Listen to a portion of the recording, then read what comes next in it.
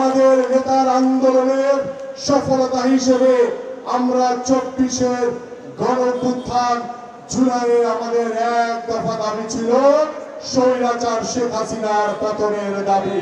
সেই দাবিতে বাংলাদেশের ছাত্র জনতা আজকে যে স্বৈরাচার মুক্ত হয়েছি, সেই ছাত্র জনতার গণঅভ্যুত্থানে আমরা 5ই আগস্ট স্বৈরাচার শেখ হাসিনা মুক্ত হয়েছি। আমরা স্বৈরাচার শেখ হাসিনা মুক্ত হয়েছি ঠিকই, কিন্তু পরিপূর্ণভাবে স্বৈরাচার মুক্ত হতে পারিনি এখনো। আমরা গণতন্ত্রের দ্বার প্রান্তে পৌঁছেছি, কিন্তু পরিপূর্ণভাবে এখন পর্যন্ত গণতন্ত্র প্রতিষ্ঠিত করতে পারিনি। আমাদের গত 17 বছরের যে আন্দোলন, যে সংগ্রাম, শহীদ পরিবারের যে আত্মত্যাগ, সেটা কখনোই বৃথা যেতে পারে না। আমরা 5ই আগস্টের পরে যে অন্তর্বর্তীকালীন সরকারকে আমরা সমর্থন দিয়েছি, এদেশের সাধারণ মানুষ সমর্থন দিয়েছে, সেই অন্তর্বর্তীকালীন সরকারের ভিতরে কিছু নতুন দল আল বছর বাহিনী ঢুকে আবার ফ্যাসিবাদকে উস্কে দেওয়ার চেষ্টা করছে।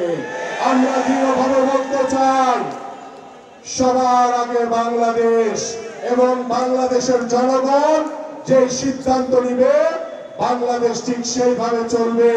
আর বাংলাদেশ জাতীয়তাবাদী দল বিএনপি এদেশের সাধারণ মানুষের সাথে মিশে কথা বলে পরামর্শ করে ঐক্যবদ্ধভাবে আগামী ডিসেম্বর কিংবা ফেব্রুয়ারিতে যে অবাধ সুষ্ঠু নির্বাচন হবে, সেই নির্বাচনের মাধ্যমে বাংলাদেশের জনগণের সরকার প্রতিষ্ঠা হবে।